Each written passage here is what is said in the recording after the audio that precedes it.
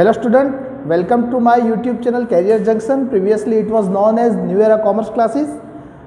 आज हम पढ़ेंगे CA फाउंडेशन का इंडियन कॉन्ट्रैक्ट एक्ट 1872। तो यहाँ पर मैं सबसे पहले थोड़ा सा मैं ब्रीफ देना चाहूँगा इंडियन लीगल सिस्टम का। जैसा कि आपको मालूम होगा कि previously we were ruled by British. तो उस टाइम पे क्या होता था कि हमारा जो लॉ का इनेक्टमेंट जो है, अपना जो लेजिस्लेचर है, वो पूरा का पूरा जो है वो ब्रिटिशरों के पास था। तो इंडियन कॉन्ट्रैक्ट एक्ट जो है वो before independence in the year of 1872 उसको पास किया गया था। तो इसलिए जो है हमारे यहाँ पर हम लॉ को दो पार्ट में डिवाइड कर सकते हैं। एक है ब्रिटिश लॉ और दूसरा है इंडियन लॉ। ब्रिटिश लॉ का मतलब क्या है? Which was enacted before passing of the Indian constitution, जिसको हम प्री कॉन्स्टिट्यूशनल लॉ बोलते हैं। और दूसरे जो है जो हमने कॉन्स्टिट्यूशन के बाद में पास किए उसको हम बोलते हैं पोस्ट कॉन्स्टिट्यूशनल लॉ। तो इंडियन कॉन्ट्रैक्ट एक्ट जो है वो आपका प्री कॉन्स्टिट्यूशनल लॉ है और उसको हम ब्रिटिश लॉ या इंग्लिश लॉ भी कहते हैं। CA फाउंडेशन का जो बिजनेस लॉ सब्जेक्ट है उसके अंदर basically Indian contract act, sale of goods act, Indian partnership act, LLP act और कंपनी लॉ जो है ये चैप्टर्स के तौर पे दिए हुए हैं। उसमें जो सबसे वेरी फर्स्ट पार्ट जो आज हम फर्स्ट यूनिट जो स्टडी करने जा रहे हैं वो है इंडियन कॉन्ट्रैक्ट एक्ट। तो कॉन्ट्रैक्ट का मतलब क्या होता है कि सपोज मैं आपको एक एग्जांपल देता हूँ कि आप कहीं पर एक गुड्स परचेज़ करने गए, कोई भी कमोडिटी आप परचेज़ करने के लिए गए और वहाँ पर आपने कोई गुड्स को परचेज़ किया। तो यहाँ पर आप है बायर, जिसने आपको गुड्स बेचा वो है सेलर। तो यहाँ पर अगर हम बात करें कि बायर और सेलर के पर्पस से, तो बायर का राइट क्या है? बायर का जो राइट है वो है गुड्स रिसीव करना, ठीक है। तो और बायर का ऑब्लिगेशन क्या है? तो बायर का जो ऑब्लिगेशन है टू पे मनी। और हम यहाँ पर बात करें सेलर की ओर से, तो सेलर का राइट क्या है? सेलर का राइट है टू रिसीव मनी, और सेलर का ऑब्लिगेशन क्या है? सेलर का ऑब्लिगेशन है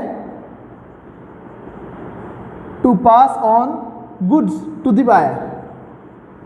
तो आप समझ सकते हो यहाँ पर कि मैंने बायर और सेलर दोनों के राइट्स एंड ऑब्लिगेशंस, आपने एक चीज़ नोट करी होगी, जो यहाँ पर बायर का ऑब्लिगेशन है वो सेलर का राइट है, जो बायर का राइट है वो सेलर का ऑब्लिगेशन है। दैट मीन्स कहने का मतलब क्या था? कहने का मतलब यह है कि जो एक पार्टी के राइट्स होते हैं वो दूसरी ही पार्टी के ऑब्लिगेशंस होते हैं।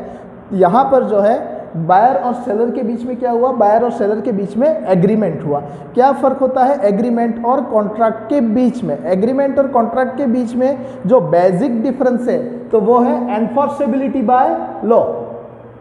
Enforceability by law.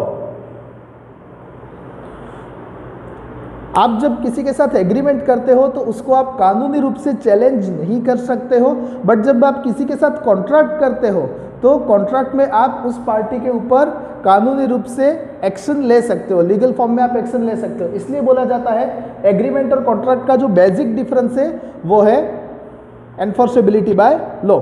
अब हम बात करेंगे कि एग्रीमेंट क्या है। तो एग्रीमेंट का मतलब क्या है? नाम से मालूम पड़ रहा है कि एग्रीमेंट, एग्री के अंदर क्या वर्ड है? एग्री। एग्री का मतलब क्या होता है? सहमत होना, ठीक है। तो सहमत होना कब कहा जाता है इंडियन कॉन्ट्रैक्ट एक्ट में? इसके लिए एक टर्म है जिसको बोला जाता है consensus ad idem.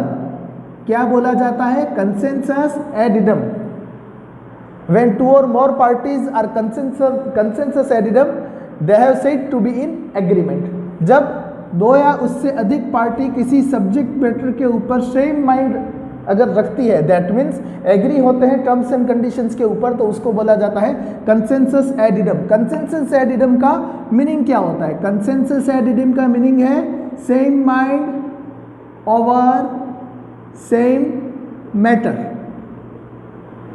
Same mind over same matter कहने का मतलब क्या है यहाँ पर कि कंसेंसस एड इडम जो है वो एक एसेंशियल कंडीशन है एग्रीमेंट में एंटर होने की। तो दैट मीन्स दो लोगों के बीच में किसी सब्जेक्ट मैटर को लेकर सेम माइंड होना चाहिए, तो उसको हम बोलेंगे same mind over same matter. तो इसके लिए सबसे पहले एटलीस्ट ध्यान में रखना है कि एग्रीमेंट के लिए दो पार्टी होनी चाहिए। ठीक, तो इसके लिए सबसे पहले क्या होना चाहिए कि एग्रीमेंट, और एग्रीमेंट में एंटर होने के लिए सबसे पहले एक पार्टी जो है वो दूसरी पार्टी को ऑफर देगी, आप ऑफर बोलो या तो प्रपोजल बोलो, और दूसरी पार्टी को उस ऑफर या प्रपोजल को एक्सेप्ट करना पड़ेगा। दैट मीन्स कहने का मतलब यहाँ पर क्या हुआ कि offer plus acceptance is equal to agreement. ठीक है, एक्सेप्टेंस आप कैसे भी कर सकते हो, एक्सेप्टेंस जो है वो आपका इम्प्लाइड भी हो सकता है, एक्सप्रेस भी हो सकता है। एक्सेप्टेंस का मतलब क्या हुआ कि जहाँ पर आप by way of written mode, that means आप लिख के, अदरवाइज जो है बाय ऑरल, या तो आप बोल के जब आप एक्सेप्टेंस देते हो तो उसको एक्सप्रेस एक्सेप्टेंस कहा जाता है। और इम्प्लाइड एक्सेप्टेंस का मतलब ये होता है कि जहाँ पर आप अपने कंडक्ट के द्वारा, किसी एक्ट के द्वारा जब एक्सेप्टेंस देते हो तो उसको इम्प्लाइड एक्सेप्टेंस कहा जाता है। तो then how comes to the formula of agreement, offer plus acceptance. एक पार्टी ने ऑफर किया, दूसरी पार्टी ने एक्सेप्ट किया, तो यहाँ पर क्या हुआ एग्रीमेंट। एग्रीमेंट के लिए एसेंशियल कंडीशन क्या है, कंसेंसस एड रिदम। एग्रीमेंट के लिए एसेंशियल कंडीशन क्या है, कंसेंसस एड रिदम। अब मैंने आपको एग्रीमेंट और कॉन्ट्रैक्ट के बीच का डिफरेंस क्या बताया था, एग्रीमेंट और कॉन्ट्रैक्ट के बीच का डिफरेंस होता है एनफोर्सेबिलिटी बाय लॉ। तो दैट मीन्स कॉन्ट्रैक्ट का फॉर्मूला क्या बनेगा, offer plus acceptance is equal to agreement, agreement plus enforceability by law is a contract. तो दैट मीन्स कहने का मतलब क्या था, एग्रीमेंट का फॉर्मूला क्या है, ऑफर प्लस एक्सेप्टेंस, और कॉन्ट्रैक्ट का फॉर्मूला क्या है, offer plus acceptance plus enforceability by law is a contract. Clear? Okay,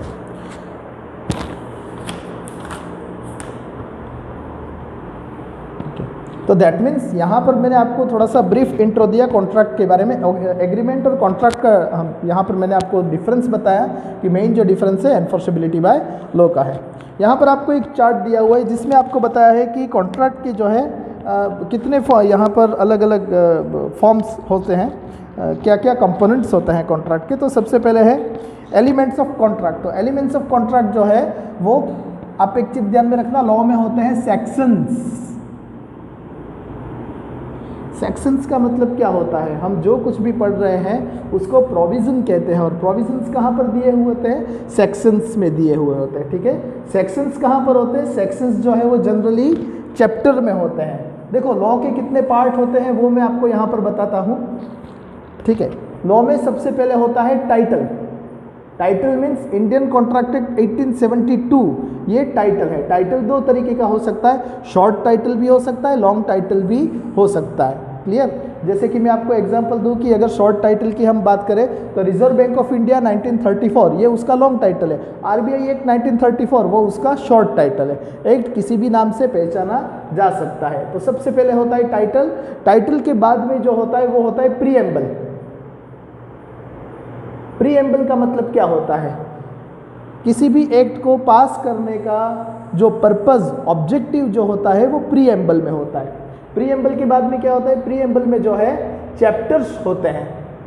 chapters का मतलब क्या है, ये जो सेक्शंस है वो इस चैप्टर्स में दिए हुए होते हैं। चैप्टर्स किसी खास एक पर्टिकुलर हेड को या सब्जेक्ट मैटर को रिप्रेजेंट करते हैं।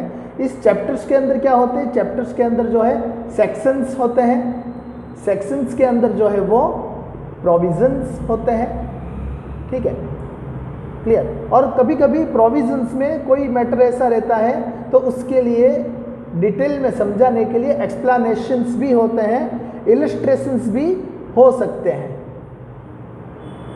क्लियर? आप देख सकते हो एक्सप्लेनेशंस भी हो सकते हैं, इलस्ट्रेशंस भी हो सकते हैं। इसके अलावा कभी कभी जो है यहाँ पर लॉ में शेड्यूल्स,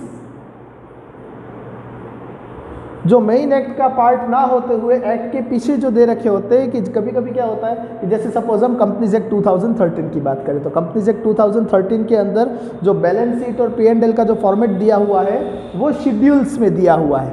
हालांकि है एक्ट का पार्ट, पर वो एक्ट के प्रोविजंस के साथ में नहीं दिया हुआ है, उसको पीछे दिया हुआ है। इसलिए हम क्या कहते हैं कि जो बैलेंस शीट और P&L जो है कंपनी फॉर्म की, जो जिसको हम वर्टिकल फॉर्म की बैलेंस शीट कहते हैं, वो शेड्यूल 3 में मेंशन्ड है।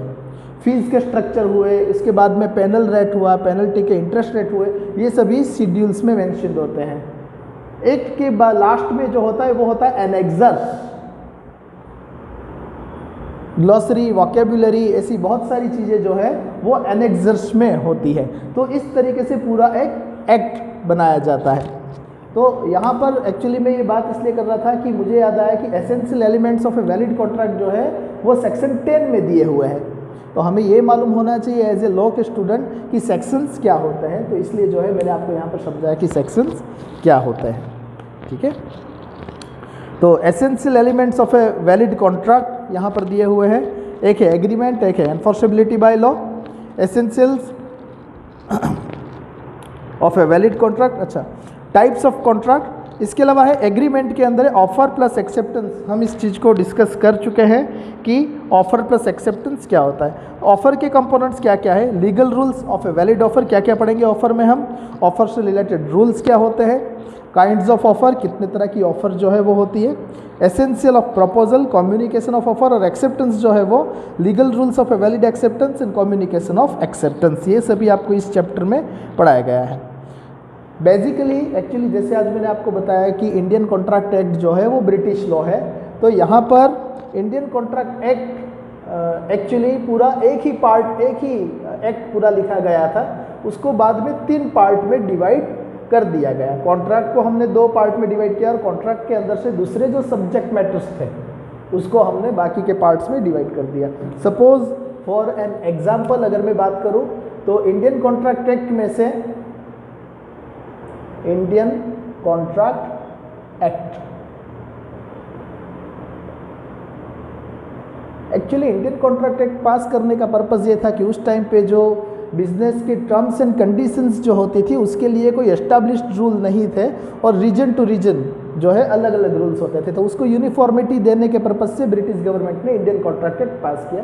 तो इंडियन कॉन्ट्रैक्ट एक्ट मेन तो कॉन्ट्रैक्ट एक्ट रहा, उसके अंदर से जो दूसरे एक्ट अलग हुए वो है sale of goods act, sale of goods act 1930, और दूसरा जो एक्ट अलग किया गया वो है इंडियन पार्टनरशिप एक्ट 1932।